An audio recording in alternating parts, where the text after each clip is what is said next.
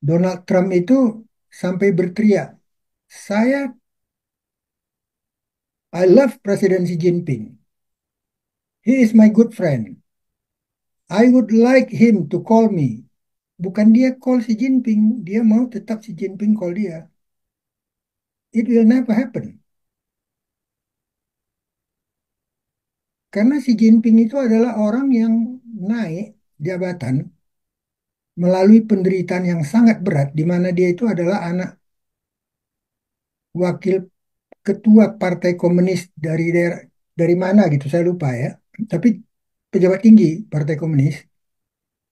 Kemudian dicampakkan. Pada waktu ayahnya dicampakkan, dia itu harus berhenti sekolah, lagi SMA, dilempar ke kampung, merasakan yang namanya kedinginan, nggak punya cukup baju dingin, nggak punya cukup makanan, bekerja di desa, nggak bisa sekolah. Sampai waktu Deng Xiaoping naik, ayahnya itu diangkat menjadi gubernur, barulah dia bisa masuk sekolah dan sampai ke universitas. Makanya Xi Jinping tidak akan mundur. Donald Trump sekarang sedang mengumpulkan massa, membangkitkan nasionalisme, MAGA, Make America Great Again.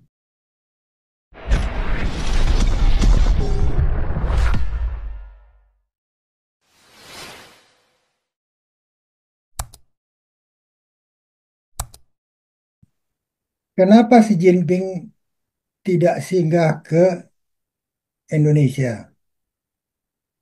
Alasannya itu, pertama, kenapa dia misalnya perginya ke Vietnam, perginya ke Malaysia, dan ke Kamboja. Salah satu adalah sebelumnya sudah ada rencana untuk pembuatan rel kereta api cepat dari Cina melewati dari Cina melewati Birma, melewati Vietnam, sampai ke Malaysia, bahkan sampai ke Singapura. Itu sudah ada rencana yang akan dimatangkan. Kemudian ekspor Indonesia atau ekspor Cina ke negara-negara ASEAN itu ternyata yang paling besar itu pertama adalah ke Vietnam. Vietnam itu sebesar sebentar ya.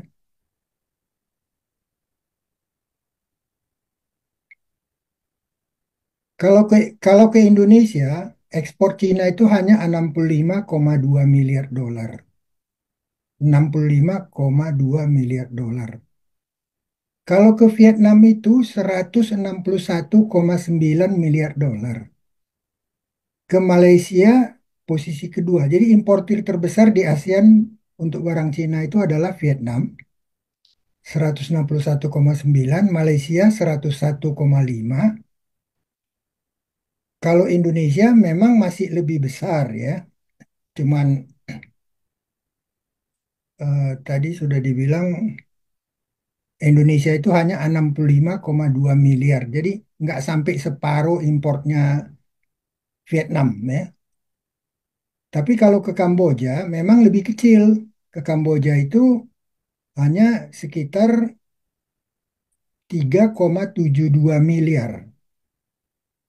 Tetapi ada rencana untuk jalur kereta ke Kamboja. Jadi tidak heran kalau Xi Jinping itu mengunjungi tiga negara tadi. Kalau soal iklim investasi, kalau Cina mau investasi di Vietnam, Cina mau investasi di Malaysia, Cina mau investasi di Kamboja, pasti hambatan-hambatannya lebih kecil dibandingkan ke Indonesia, terutama dengan terjadinya friksi di masyarakat, dikumandangkannya anti Cina yang kuat di berbagai daerah, itu sedikit banyaknya kan membuat gerah pengusaha-pengusaha Cina, sehingga mereka harus lebih hati-hati. Walaupun investasi Cina di Indonesia itu cukup besar sebenarnya. Yang pertama itu Singapura, yang kedua itu Cina, investor Indonesia.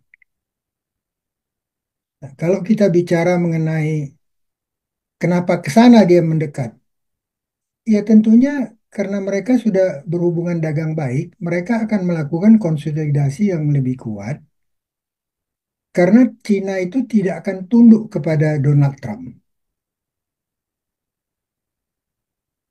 Donald Trump itu sampai berteriak, saya,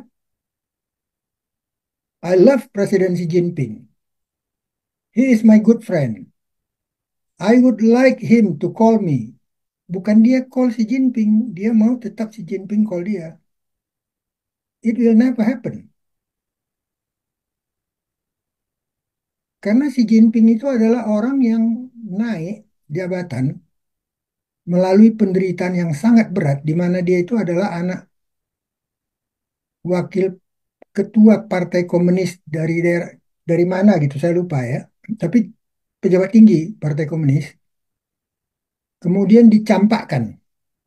Pada waktu ayahnya dicampakkan, dia itu harus berhenti sekolah, lagi SMA, dilempar ke kampung, merasakan yang namanya kedinginan, nggak punya cukup baju dingin, nggak punya cukup makanan, bekerja di desa, nggak bisa sekolah. Sampai waktu Deng Xiaoping naik, ayahnya itu diangkat menjadi gubernur, barulah dia bisa masuk sekolah dan sampai ke universitas. Selama pendidikannya itu, artinya pengalaman hidupnya, di samping apa yang bapaknya ajar, itu membuat Xi Jinping itu menjadi manusia yang unik. Banyak orang bilang Presiden Cina ini kemana pergi hampir nggak ngomong seperti orang bisu gitu. Dia hanya senyum-senyum, senyum-senyum. Pendidikan paling berkesan pada Xi Jinping adalah ketika ayahnya menyediakan 2 mangkok mie di meja makan, kemudian manggil Xi Jinping, ayo makan. Pilih yang mana kamu mau. Satu mangkok penuh dengan mie, di atasnya ada satu telur. Satu mangkok lagi, di atasnya tidak ada telur. Xi Jinping mengambil yang ada telur. Tapi begitu bapaknya mulai makan, mie itu diangkat. Xi Jinping melihat ada 2 telur. Dia terdiam, dia melihat itu. Ayahnya menengok ke dia, memandang matanya. Dia katakan, Jinping, ini satu contoh pendidikan untuk hidup kamu. Jangan sekali-sekali mengambil keputusan dengan melihat dari luar. Kamu amati, kamu pikir, kamu selidiki, baru kamu ambil keputusan. Makanya si Jinping itu diajak ngomong kayak apa aja, dia sangat sangat pasif gitu. Tapi dia sangat memperhatikan orang. Apa yang orang ngomong, apakah sesuai dengan maksud hatinya. Dia sudah kenyang berhadapan dengan politisi barat yang ngomongnya manis, tapi hatinya berbeda gitu. Jadi kalau mau mengharap dia menelepon Donald Trump dengan gaya koboynya itu, yang sampai berani mengatakan, now there are 70 countries waiting for me. They will have to kiss my ass. Itu nggak pernah ada satu presiden di dunia pun ngomong sekasar itu loh. Xi Jinping itu sudah menganalisa. Dulu dia sangat tergantung pada pasar Amerika, hampir separuh. Sekarang ini pasar Amerika itu hanya 12,5% dari pasar dia. Pasar ASEAN saja 13,9%. Kalau dilihat siapa yang butuh siapa, Cina paling menderita lumayan kalau putus hubungan ini, tapi si Jinping yakin Amerika akan menderita lebih besar. Cina melakukan tindakan yang aneh-aneh. Mereka yang membentuk segala macam PBB mereka bentuk, kemudian World Trade mereka bentuk, mereka yang buat aturannya Cina itu ngikut aja. Tapi mereka bisa mengambil satu tindakan unilateral melarang chip mulai dari sekian nanometer ke bawah tidak boleh ekspor ke Cina. Dia larang Amerika itu wajar. Dia juga larang Jepang, dia juga larang Korea Selatan, dia larang Taiwan, dia larang Jerman. Kemudian dia juga melarang negeri Belanda untuk mengekspor mesin ASML itu. Padahal Belanda dan Cina sudah mengadakan kontrak jangka panjang. Bahkan kontrak servis dari ASML terhadap barang yang dibeli Cina, spare partnya itu nggak bisa dikirim ke Cina gitu. Itu kan sangat menghambat Cina. Pada saat yang sama ternyata Pentagon salah satu langganan besar dari produk Cina, chipsnya. Chips yang tidak begitu kecil, yang tidak istimewa sekali, yang banyak dipakai di peralatan senjata, kecuali misalnya peluru kendali dan lain, itu memang harus yang canggih betul ya, atau pesawat tempur yang canggih gitu. Nah itu ternyata mereka beli juga dari Cina kok. Cina nggak larang. Tapi setelah penekanan-penekanan dilakukan, tidak boleh jual ini ke Cina, tidak boleh jual itu ke Cina, tidak boleh ini. Sedikit-sedikit Cina yang menyusahkan kita. Kami rugi 1,1 triliun dolar perdagangan barang selama 2024. Tapi dia nggak bilang Amerika untung 1,1 miliar dolar dari perdagangan jasa. Dia nggak ngomong itu. Uang yang untuk dibayar ke Google, dibayar ke banking sektor segala macam itu. Belum lagi uang-uang dividen dari pemegang saham pabrik-pabrik Amerika yang ada di Cina. Pabrik GM, pabrik Ford. Itu mereka nggak katakan. Tapi yang mau yang Donald Trump omongkan selalu, kita punya 800 pangkalan militer di 80 negara. Kami akan pertahankan kekuatan militer kami untuk melindungi kalian, tapi kalian harus bayar. Jadi dia udah minta uang centeng. Sebagaimana yang ditekan Jepang pada waktu Perang Teluk, Jepang harus contribute kepada pasukan Amerika yang operasi di Timur Tengah. Nah, setelah ditekan dengan berbagai macam hal itu, kemudian dilakukan lagi perang tarif ini, di mana selalu sasarannya itu Cina, Cina, Cina. Kenapa jadi sasaran pertama itu Cina? Karena Cina satu-satunya negara yang paling dekat untuk mengejar dia. Dari segi teknologi, dari segi kepintaran orangnya, dari segi kekuatan uangnya, yang paling dekat ke dia itu Cina.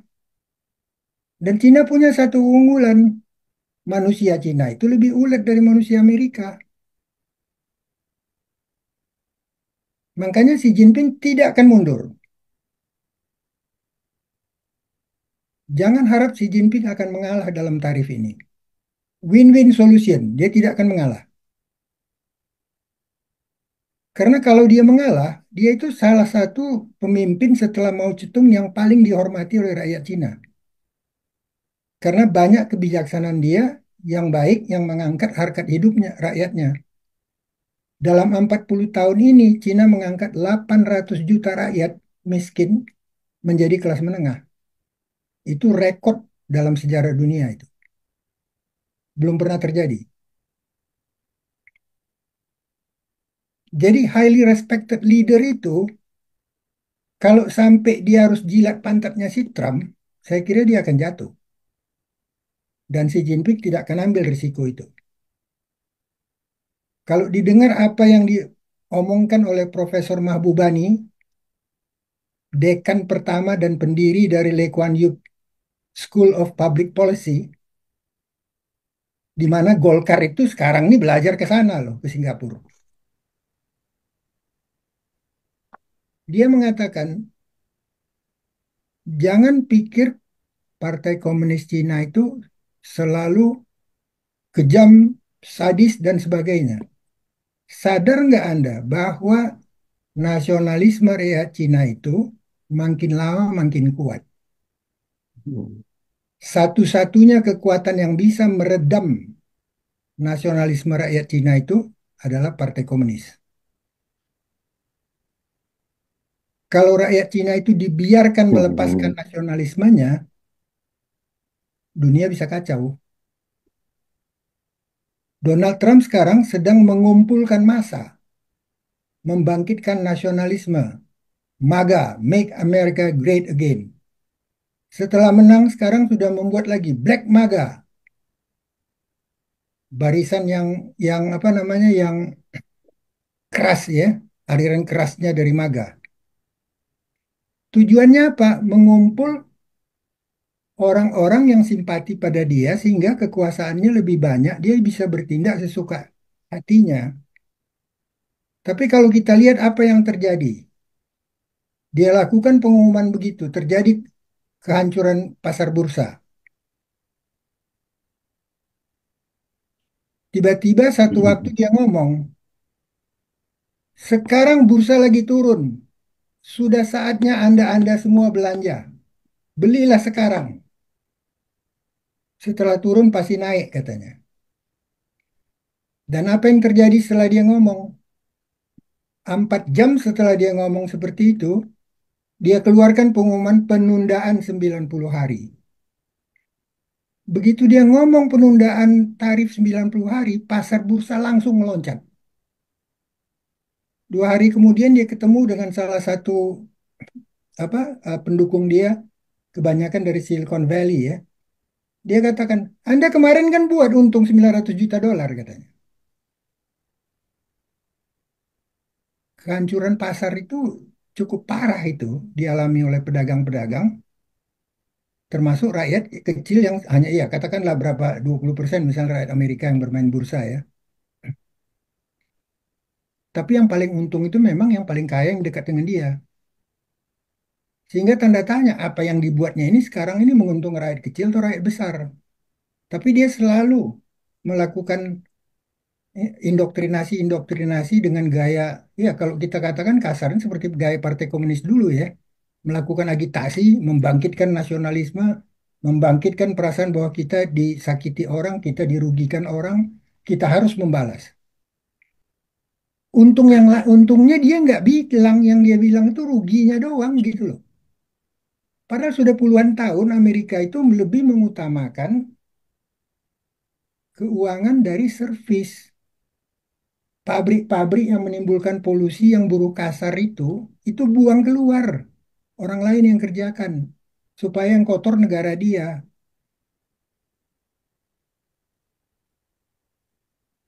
Sehingga mereka memindahkan pabriknya ke Amerika, mobilnya dijual dengan harga yang tetap mahal, buruhnya jauh lebih murah, pajaknya lebih rendah. Keuntungan selama puluhan tahun itu berapa triliun itu. Itu begitu kembali ke Amerika kan bukan dipakai bangun pabrik, diputar di pasar modal. Di samping pasar modal Amerika, pasar modal Inggris, pasar modal Hong Kong, pasar modal Tokyo, Mm-mm. mereka mengambil keuntungan dari seluruh dunia dengan perdagangan itu. Tapi begitu barang diekspor ke Amerika, ternyata Cina lebih banyak ekspor, sudah jelas lah. Sebagian besar barang itu tidak dibuat oleh Amerika lagi. Ngapain Amerika buat kaos kaki? Ngapain Amerika buat singlet? Mereka cenderung menangani pekerjaan-pekerjaan yang high-tech, yang bersifat jasa, yang menguntungkan tidak menimbulkan pengotoran.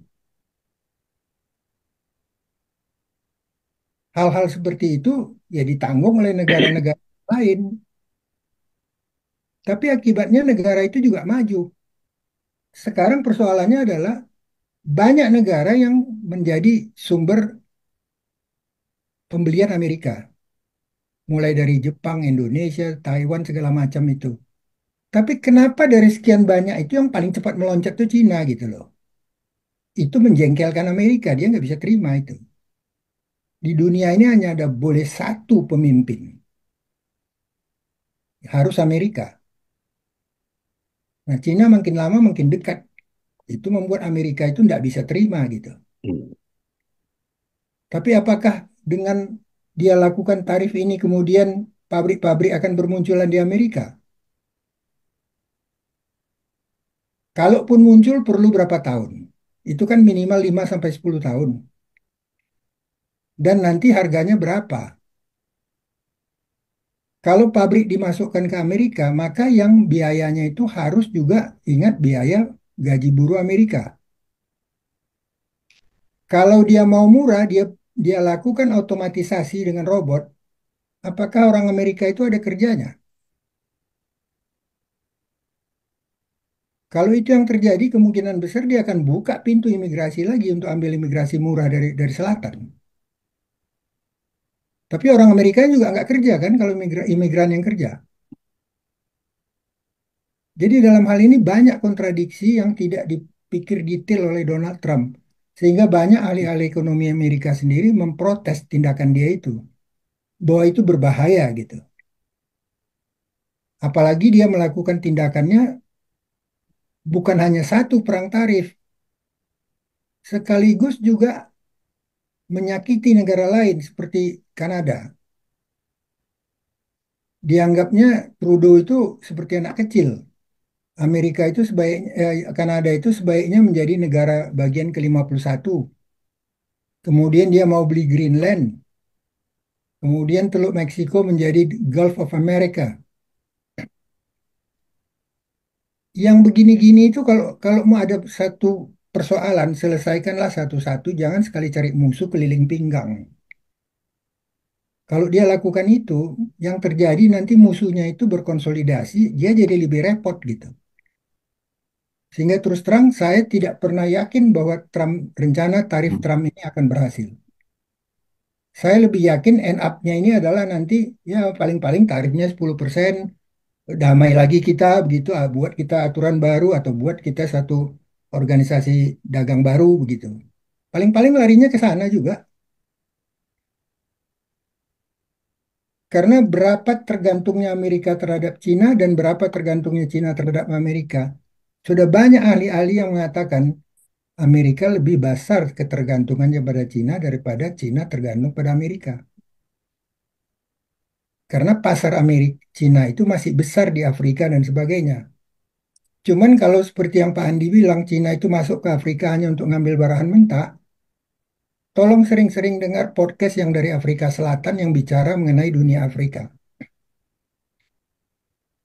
Di Afrika Selatan itu sudah ada kelompok-kelompok elit yang selalu membahas ekonomi Afrika, apa yang terjadi di tiap negara Afrika, apa yang dilakukan Cina di sana, berapa ribu sekolah di satu negara dia bangun, berapa ribu rumah sakit yang dia bangun, bahwa ada pabrik obat yang dia bangun,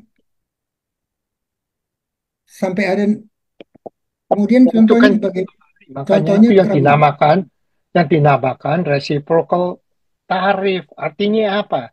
Ini gua kasih ini sekarang 40. Kalau lu turun, gua turun. Lu turun lagi, gua tambah turun lagi. Maksudnya kita ini mau free trade. Jangan jangan sampai jadi harus seimbang. Makanya dinamanya reciprocal tarif. Jadi bukan Kalau fixed free tarif, trade, reciprocal tarif. Kita free pakai trade itu kita selama pakai ini kan pakai free trade, Pak. Selama ini kan mana free bisa trade itu. free trade? Mana bisa free trade? Nah, terus Bukan, barang-barang yang bukan. dilarang masuk di Cina, barang-barang yang dilarang masuk di Korea, kenapa barang masuk dilarang barang Amerika? Begini, Kalau free trade kan, begitu. kalau free trade yang Begini. kayak si Prabowo ngomong, kamu masukin apa aja kita terima, kita open. Itu namanya free trade. Tapi kalau kamu udah ngasih tarif, barang kita kasih tarif, kita nggak kasih tarif, ya itu mana namanya imbalance trade. Nggak bisa seimbang dong. Artinya begini, memangnya semua barang dia dari Cina masuk ke Cina, dari Cina masuk Amerika free trade. Ya enggak, tapi kan nggak ada barang yang dilarang dari Cina nggak boleh masuk ke sini. Ada nggak dilarang? Nggak ada dilarang itu orang mau beli susah suka suka Ada. dia Contohnya kan gitu. Huawei itu kan nggak bisa masuk. Nah, kalau tarif itu semua negara ada tarif, mereka mau cari duit, menarikin pajak itu normal. Tapi kalau kamu sampai melarang barang masuk dari negara tertentu, itu nggak bisa dikatakan sebagai free trade. Nah, bagaimana Lu jual barang ke gua nggak boleh jual barang ke lu itu terus gimana itu namanya free trade? Nanti, Kan nanti nggak bahasnya mungkin. nanti. Itu nanti bahasnya nanti di diskusi kita. Ini kita Hmm. next dulu ya. Sebentar, ini Pak Teddy ini biar Pak Frans dulu ya. Pak Frans biasanya pendek Ya, aja. Habis ini ya. Pak Teddy. Pak Frans dulu. Silakan Pak Frans.